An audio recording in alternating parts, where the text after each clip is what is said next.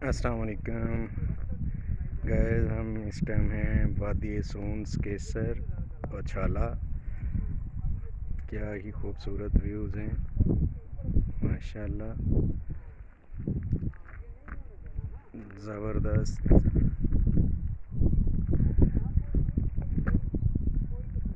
ये आलू की फसल लगी हुई है, नीचे खेतों में काम कर रहे हैं किसान।